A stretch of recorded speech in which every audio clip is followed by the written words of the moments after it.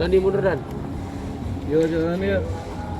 Kata Asia mungkin di salah satu kesibukan yang sempat berolahraga seperti apa mungkin? Iya, hari ini ikut turnamen diundang temen. Jadi berdua suami kebetulan kalau fix partner biasanya sama suami, kalau yang kayak ganda campur gitu biasanya sama suami. Jadi lumayan lah, suami yang banyak gerak, aku princess aja gitu. Suami paling ini olahraga nggak sih? Maksudnya suka banget? Iya, dia kan suka tenis dari dulu. Terus aku kan mager banget anaknya. Terus baru tahun lalu habis itu anak aku si Arasha sama mamanya diajakin tenis gitu belajar. Terus kata suamiku, kamu sekalian lah belajar tenis gitu. Jadi aku sekelas dulu tuh sama Ar pertamanya belajar tenis. Terus lama-lama kok seru ya, ya udah belajar tenis dulu. Nggak lama tenis, masuklah padel tuh kan. Padel langsung kayak viral gitu. Dari sebelum viral juga kayak cobain deh padel, katanya mirip-mirip tenis. Akhirnya udah dua olahraga itu sih yang lagi kerjain, padel sama tenis. Seminggu bisa berapa kali olahraga kak? Kalau suamiku tuh bisa kayak seminggu bisa sampai 5 kali kan, dia tenis atau padel. Kalau aku paling maksimal banget 3 kali sih. Tapi kan emang mageran kayak ya udah deh. Iya, semua orang juga nggak nyangka kayak aku si mager ini yang dari dulu nggak pernah olahraga, nggak atletis sama sekali, akhirnya kecanduan padel juga gitu. Tapi seneng sih, maksudnya ini kan jadi gaya hidup yang sehat juga kan. Jadi aku ada geraknya, poin plusnya juga bisa dokter gizi aku juga nyuruh aku untuk exercise gitu, dan aku bisa melakukannya secara senang, have fun gitu sih. Jadi ketagihan atau gimana? Iya nih, pokoknya seminggu 3 kali lah padel. Biasanya kan kalau ketagihan jadi beli peralatannya jadi Tentu itu serunya kalau sebagai cewek-cewek gitu kan, kalau ada olahraga baru yang terpenting belanjanya juga gitu. Jadi di situ motivasi pertamanya kayak lucu ya baju padel, baju tenis, terus kayak raketnya lucu ya, sepatunya apa segala macam. Jadi itu yang menambah semangat. Kan raket padel lumayan mahal nih kak. Berburu juga nggak sih kayak yang limited? Enggak juga sih, aku yang penting fungsinya aja gitu. Jadi yang emang sesuai sama gaya permainan aku aja gitu. Paling nanya sama coach atau coba-cobain dulu kayak apa sih yang bagus gitu. Terus aku nggak mesti yang kayak pokoknya yang paling kekinian gitu, enggak juga. Yang penting selama enak dipakainya, itu yang aku pilih. udah punya berapa kak mungkin? Enggak banyak sih, 2. Nah, tapi kamu juga ngajar anak motorik juga tuh di Instagram ya, gambar-gambar. Oh, gambar. Ya kalau itu kan karena long weekend, terus kita nggak kemana-mana gitu kan, nggak keluar kota. Jadi nemenin anak-anak untuk ngisi waktu daripada gadget terus, bikin sesuatu yang kreatif gitu. Jadi salah satunya bikin artwork. Itu juga banyak lah, bisa ngambil inspirasi dari Instagram, dari mana. Oke, Kak, selain atlet tadi apa yang kakak lakukan pada Kalau sama anakku sih, anakku Arasha itu sekarang kelas 1 SD. Masih hobi mengkoleksi kipas masih sampai sekarang. Kalau yang nomor 2, Shanin umurnya 3 tahun. Jadi kegiatannya beragam sih ya, tergantung sama mereka lagi belajar apa, lagi interest apa. Kalau sama Arasha kebanyakan sih sekarang aku bantuin dia ngerjain PR gitu sih. Terus dia juga udah banyak kegiatannya dari mulai sekolah sampai les.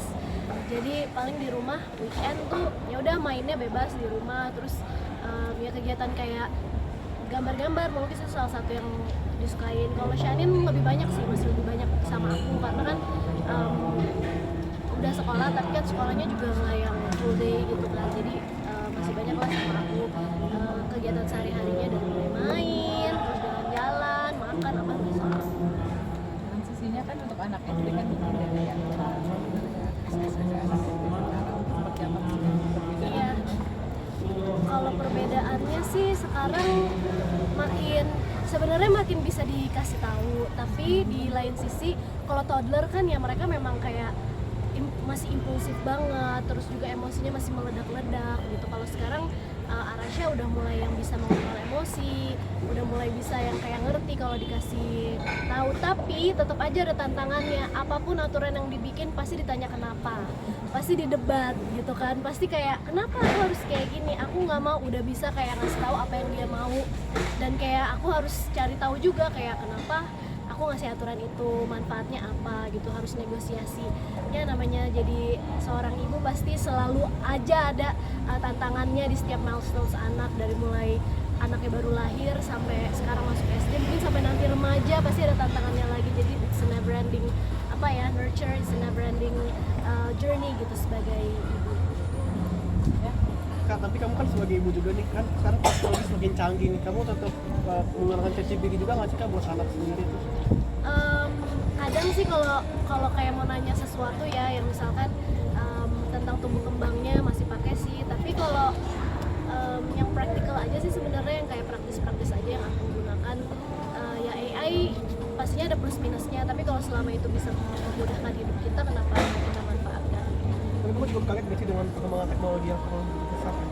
Iya, ya harus mengikuti lah ya, kita jangan gaptek-gaptek amat gitu. Jadi tetap mengikuti perkembangan teknologi, kita lihat dengan kita kayak mau tahu itu apa, mau mencoba, kita jadi tahu juga kan baik buruknya seperti apa yang harus kita manfaatkan, apa yang harus kita tinggalkan, gimana cara mengantisipasinya supaya kita nggak kayak parnoan gitu loh setiap ada perubahan, setiap ada teknologi baru gitu, tapi kita bisa ngikutin, bisa keep up terus dan terus belajar gitu, ambil yang baik-baiknya aja, yang buruk-buruknya kita limit, kita hindari gitu.